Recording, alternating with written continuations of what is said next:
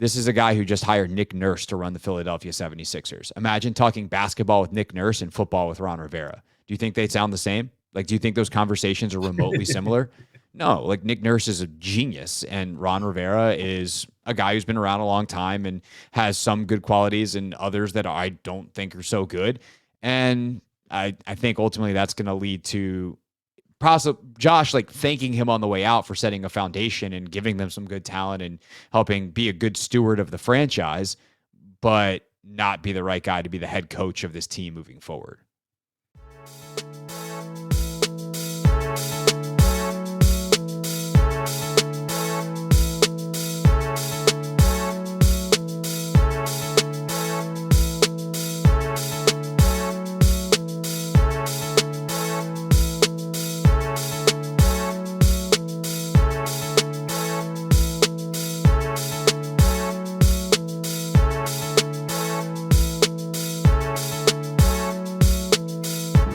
Shout out Redzone In the Lab podcast. Hey, what up, y'all? It's Benjamin St. Jude, DB for the Washington Commanders. I want to give a big shout out to Redzone In the Lab podcast. Welcome back to Redzone In the Lab podcast. I am Deuce, and joining me today, as you all know, what is it, third time, Craig? Second time, third time? Something like that, second, third. He's family now. Family, my cousin, Craig Hoffman of the Hoffman Show, which y'all know runs from 4 to 7 p.m. on Team 980. How you doing today, Craig? I'm good, Deuce. Appreciate you having me as always, whether this is the second or the third time. Most definitely. Let's get right into it, right? Let's talk about Ron Rivera. And I want to go back a little bit. I know we had a victory yesterday, but I want to go back to last week. Everything this team has been through for the last 4 years, you would have hoped that everyone understood that they need to do their job. When he said that, what was your first thought? That he's not the right person to be saying that. And like, do your job is a mantra that some of the best coaches in the sports period, not even the sport of football or pro football, like Steve Kerr uses it, Greg Popovich uses it. Like, these are some of the best coaches in all of sports. And I'm sure, like, you know, Pep Guardiola or someone over in Europe, some of the best soccer coaches, like, I'm sure they use it. And the reason is because it's clarifying that we would like for you to do exactly what we ask and do not worry about doing other people's jobs. Like, often do your job is code for don't do someone else's job. But with that needs like a clarity of what everyone's job is. And that's where I think that this staff simply being like, well, you just do your job. It's like, well, will you teach it better?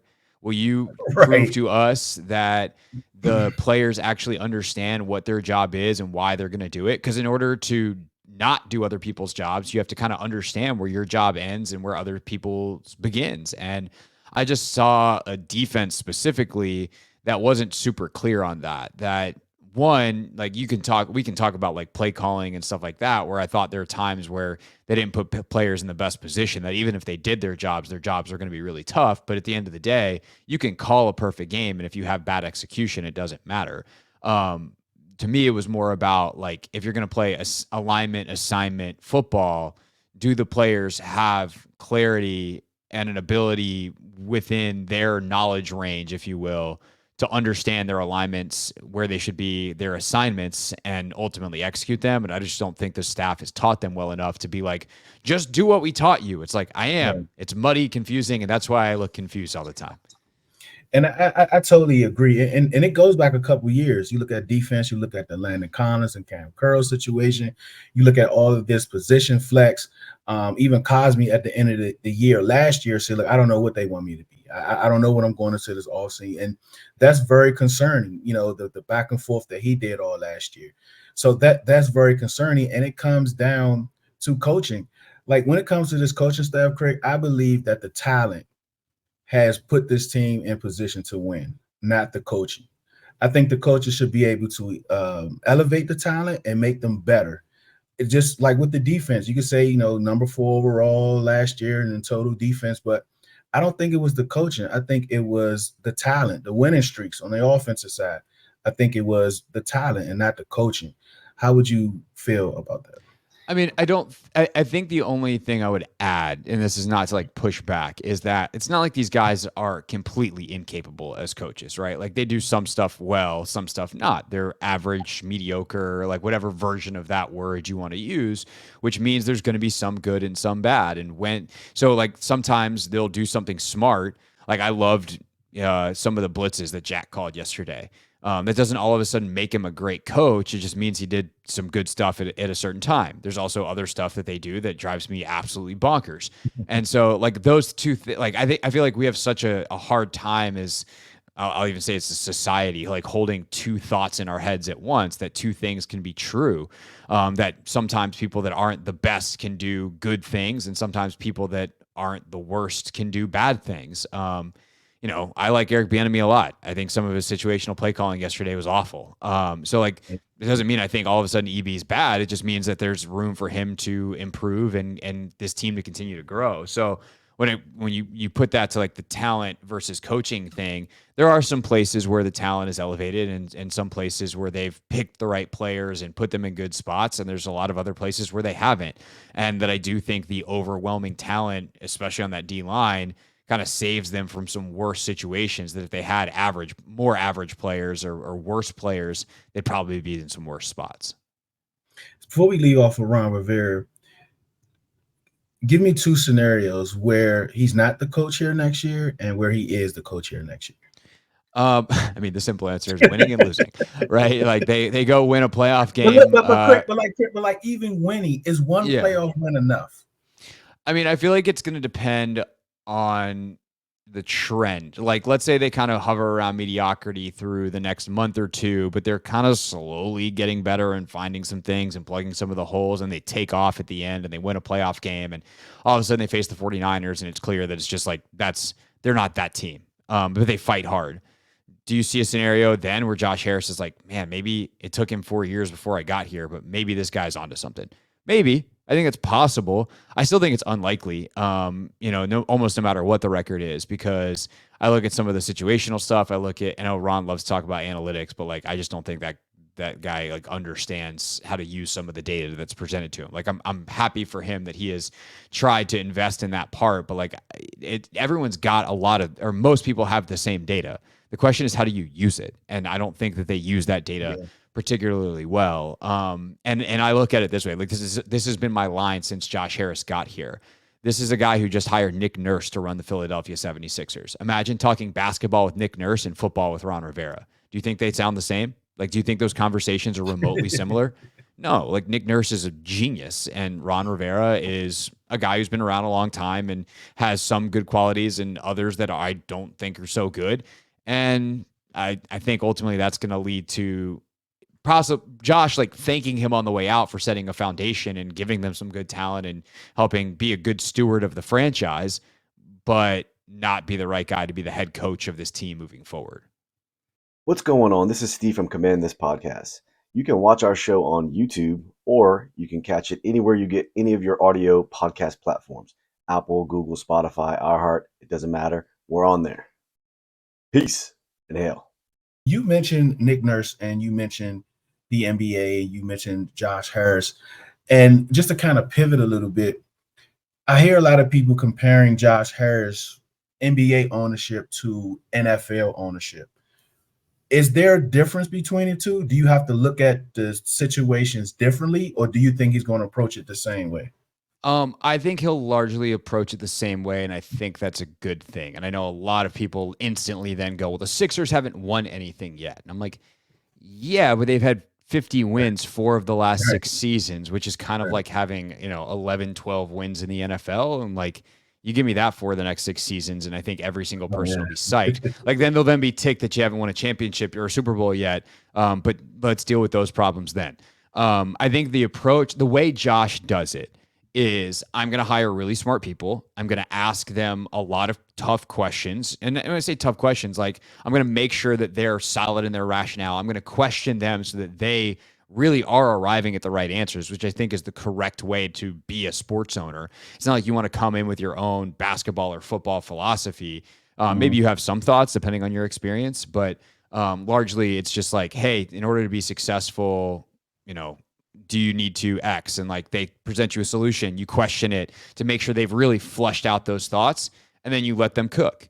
And that's what he's done. And Josh has also had some, I would say, some unlucky things happen with the Sixers that probably also prevent it. Like, I know that's not this podcast, but like, it's pretty unlucky when the consensus #1 pick, Ben Simmons, just decides that he doesn't want to do stuff anymore.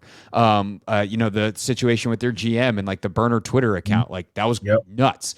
And the NBA kind of stepped in at some points and was like, hey, this tanking or the process thing, like we're not super psyched about it. Can you not? So some of the things that he wanted to do probably get cut off at the knees a little bit, and they still are where they are. So ultimately, I think his job is to hire a like football czar, whatever position, team president, VP of, player personnel, like whatever, GM, whatever position you want to give that person. Let them make a lot of decisions, question them along the way to make sure that they're staying on track and they've thought out their plans, and ultimately let the good people do the stuff. I don't know that he has a particular football philosophy. I think the NFL, like what's best, changes as well. I think it's interesting. We talked about on the pregame show Sunday that like a lot of the big offenses now in the league are kind of run first. They obviously are super explosive, but like even a team like the Lions is pretty run heavy, and then they hit these gigantic play action shots. So they're explosive passing offenses, but based off kind of a run first philosophy. So as personnel has gotten lighter in the back end and things like that, you try to find ways to exploit it. So that's why the NFL is cyclical. And so I'm kind of happy with a guy that doesn't like have a football philosophy and is going to hire someone who hopefully is on the cutting edge. And I think the most important thing, honestly, Deuce, is like he pays people. So like, my philosophy is to spend what I need to get the good people to do the jobs. Okay, that's cool. That probably is going to work out in the end. Yeah, and I agree. And a lot of people say, well, he's observing. I don't think he's doing it. I believe that there is someone been in this building since at least March, April, looking over operations of this team. And it could be the janitor, the groundskeeper, whoever it is. There has to be. I just don't trust the NFL to do things as they. I really believe someone is there doing this work. Yeah, I don't know about March, April, but like it would not surprise me at all if Josh Harris has had a consultant. And maybe he's had one outside the building, and that person is still kind of unknown largely to people in the building. Yeah, that's what but it would not surprise me if he has some kind of football consultant that is a potential future GM or just someone he plans to never hire officially the organization, but always have as a sounding board, which can be good if that person's smart, or it can be something that's terrible. I mean, Dan had all kinds of sounding boards, and Lord knows what sounds bounced off of them. So, so to the other owner, Magic Johnson, and his tweets, like I tell people, he don't need. I say, look, this is what you're going to get from him. Like this is the person he is. He's not going to change. I mean, he literally quit because the NBA didn't want him doing it. Like, right? Like, so like he's going to continue to do it. Do you think that's a plus minus in like the NFL world? I don't think it's a huge deal. Like, I don't think it's a plus or a minus anyway. Like Magic on Twitter has been a joke for most of Twitter's, and like Magic is a very serious person who's been incredibly successful. I just think he's like uniquely, it's not even bad at Twitter. It's just like he's uniquely him on Twitter, and he says the most obvious things, and to the point that you're like, are you in on the joke at this point? Right. And so like, if he's going to say the obvious thing that everyone's feeling, what is that really adding or subtracting from any kind of conversation? Right. Like I thought the Bears tweet was interesting, like, but that was a little bit more cutting than usual. That was a little bit more whatever. But like, I think when the Dodgers lost, he was like, it's really unfortunate that we couldn't pitch or hit. And it's like, yeah, that's probably going to lose you a baseball series. Like, is that really, going to affect the way the GM thinks? Or is the GM like, oh no, I'm in trouble. Magic realized we couldn't hit or pitch this series. Like, no. So I don't think it's it's interesting. It's worth watching. Sometimes perhaps they'll have a little bit more insight than others. But at the end of the day, like I actually don't think his tweets are going to move the needle, and will mostly just be for the rest of us to get jokes off, which is what Magic's Twitter account has been for most of the time it's been in existence. It's just about the team that we care about now. That's exactly how I look at it. When it comes to Ron Rivera and possibly losing his job, how bad can it get? Because I don't think it's going to happen in season. I thought if it didn't happen during the Bears game, then I don't think because that was really, really bad. So what has to happen in order for him to lose his job in season? I think it's got to feel like he's lost the locker room. Yeah. And that's the big one, because the thing that I would consider if I'm Harris is like, are we just staying afloat kind of where we are as a franchise, and kind of just let's safely land the plane, get the boat to shore, pick your analogy, whatever version of that you want, to the end of the season? Or are like we taking on water? Are we spiraling downwards? Like, are we going to crash? Because if you're going to crash, then yeah, it's probably worth getting a different captain and seeing if he can save the ship, and also not causing long-term damage in any way to players, to relationships, to the fan base, to all of that stuff. But I think generally speaking, he can probably land this thing safely, and then you get a full offseason, to not evaluate, but to like have a regular offseason, right? Like that's when the coaching carousel happens. That's when the GM carousel happens.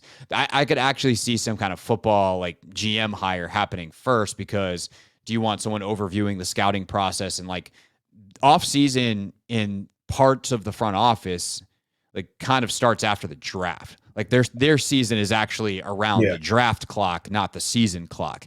And so do you want to make any hires in the personnel department now? And especially if it gets bad, it's probably a little easier to like, sorry, Martin Mayhew, but fire Martin Mayhew or Marty Herney or whatever, and bring in that new person who then gets a couple of weeks to work with Rivera and go to Josh Harris and be like, you're right. Like, let's get a new coach. And so I would tend to think that if you can get to the end of the year, that's better.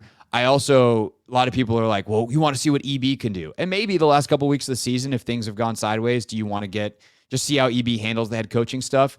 Yes, but it's such a partial evaluation, because so much of being a head coach is putting together your plans in the offseason, hiring your staff. Like, it's a lot of stuff that Eric can't do now. And I would think if you can let Eric focus on continuing to develop Sam, who's the most important person in your organization as a young, possibly really good quarterback on a rookie contract, I would focus my attention, if I'm Josh, on letting Eric continue that, not having to worry about other stuff. And not if the rest of it fails, but as long as the rest of it is not a dumpster fire, then I think you're fine. Yeah, for me, when it comes to Eric Beineimy, like when we fired Scott Turner, he was my number one choice. I think we talked about that. Like I had no number two. It just made too much sense. But I have high expectations for him. And I'm kind of disappointed on how this year has gone so far. And even when you talk about like, he's a new offensive coordinator, this is his first time actually handling everything, being the lead man from Sunday to Sunday. Like, he's not the one giving input. People's giving input to him now and all those other things, which is fair. But, I hold him accountable. He was under Andy Reid for a long time. And he talks a good game. Like, is it I just like people want him to be head coach, but he has to be successful with this offense and Sam to even be considered, right? Because I don't really think it's fair, but that's a whole different conversation. But just for him to be a head coach, do you think he has to be successful with Sam in this offense? Yes, to a point. Yes. I think especially to the outside, which already obviously has questions, otherwise he'd have a head coaching job by now.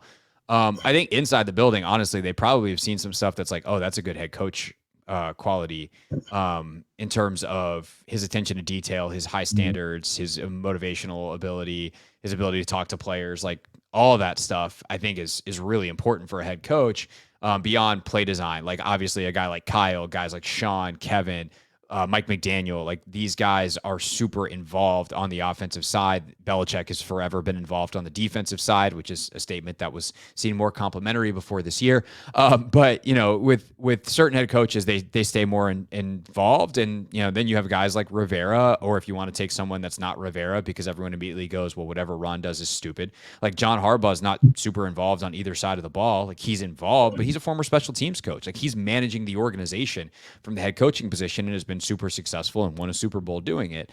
So I don't know what kind of head coach Eric would be. I'm guessing he'd probably be more like Andy, and stay super involved in that side of the ball while also managing the other head coachy stuff. And he's doing some of that already as the associate head coach now, in terms of practice plans and things like that. But obviously the more the better he is, as with Sam this year, the more chances he's going to have, whether it's here or somewhere else, more people are going to bring him in and take him seriously as a head coaching candidate. I think the stuff he's got to improve on, though, is also really important to being a head coach, which is some of the time management, game management, situational stuff. He's so aggressive, and that's great as a mentality, but you need to be able to rein it in certain situations. And I think multiple times this year, there's almost, and to me, this is still him adjusting from having Mahomes. Like, Patrick Mahomes is a cheat code. You don't have the cheat code anymore. How do you call plays and manage a game when you don't have the cheat code to just bypass certain situations? Like, it's 3rd and 16, whatever. Like, no, it's 3rd and 16. Like, you're now with everybody else, where that's not a positive down and distance for you. And so I hopefully within the next couple of weeks, I think I've started to see some change in that. It's just going slower than I would like, which is hard because like the bullets get flying and you revert to the things that you know. But I think as time goes on, if he can fix those things over, let's say the next quarter of the season, like he should, one, the offense will be performing better, and two, he should start to emerge as a serious head coaching candidate, whether it's here or elsewhere. Just offhand, is there anyone that you would like if, Josh calls you, hey, Craig, I like what you're doing on your pod team. I want you to come over here and run the team for me. Is there anyone that you would have in mind, like a GM or a coach that you would like to have here? Logan, no, I'm just kidding. Yeah, I'm with you. Yeah, no, everyone wants Logan to do it. No, Logan's my guy, but we're going to let him continue to spend time with his family and then criticize my decisions as the new GM of the Commanders. I mean, coach-wise, like Ben Johnson is obviously very intriguing. I think he's going to be the top head coaching candidate on the market, period. What he's doing in Detroit and what he's done in Detroit, I think is just fascinating. And I do wonder like what it looks like in Detroit when he's gone. There was a lot of heat on Dan Campbell, and then Ben Johnson took over as the OC, and they've been awesome for the better part of 2 years. And what happens when he leaves? So I think that's an interesting thing to monitor from if you're doing a Lions podcast, but I think the whole league is going to be after Ben Johnson. And I think unlike in the past, like the Commanders are going to be in the mix for those guys. Like, why wouldn't you want to work for Josh Harris? Why wouldn't you want to take on this sleeping giant? If you think Sam's good, like, why wouldn't you want to work with him and Terry and Jahan and, whoever else they decide to bring back of that crew? So I think he's definitely one. I would always look at the Shanahan tree. They just keep churning out amazing coaches from McDaniel to D'Amico. What he's doing in Houston is incredible. I know his OC in Houston is a guy that used to be here, Bobby Slowick, I think is his name. So like, is that someone that you want to bring in after a good year with CJ Stroud? Assuming that continues, he could certainly be in the mix. Those are some of the guys. Wes Phillips, I don't know how hot his name will be, but like someone who's been here in the past and like is a very, very good coach. He's I think still currently the OC under Kevin in Minnesota. So those are some of the names that I know around the league. I'm sure there's others that I don't. I would certainly look at, some of the defensive minds that are kind of more on the cutting edge. And we'll see who's available on that route as well. All right, before we let you go, are you ready to say Sam Howell's a franchise quarterback, or are you I need to see more? I mean, I'll answer it this way. I would bet on it being yes. Luckily, we don't have to decide right now because there's no deadline. So I'll gladly take more and reserve the right to change my mind.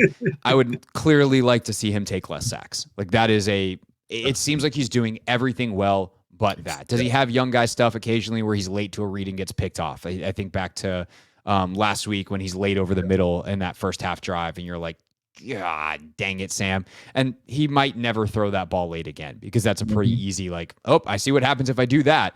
But the sacks thing, I think, is partially play calling. I hate that there seems to be a lot of like vertical routes with very few horizontal and check down options in 2nd and 3rd and long. And that's where the sacks are coming. Like they're not coming on quick pressures on 1st and 10. They're coming on very specific situations. And I think the more that EB can help him out, the better. But also Sam's got to understand, like sometimes you just got to take that contested shot, put it in a place where it's my guy makes a hell of a play or nobody makes a play and you live with it.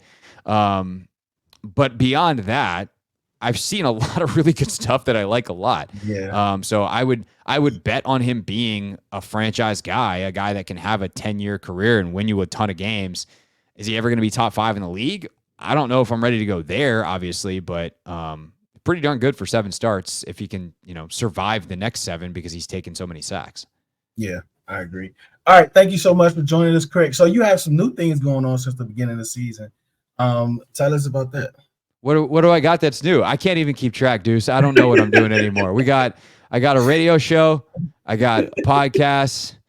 What else am I doing? What about the preseason? I mean, the pregame. The pregame. Yeah, I mean, the pregame. So we've added facets. I've done the pregame show with Logan now. This is our 3rd year, but we've never streamed it live on YouTube before. Yeah, that's we've never done it. We've never done done it in person before in terms of on location where people can come hang out. So that is new. I was like, yeah, I feel like there's something new, but I don't remember what it is. I'm in my 6 days a week zone where everything just time is a flat circle. But yeah, we're live. Get 6 days. Why can't I get 6 days?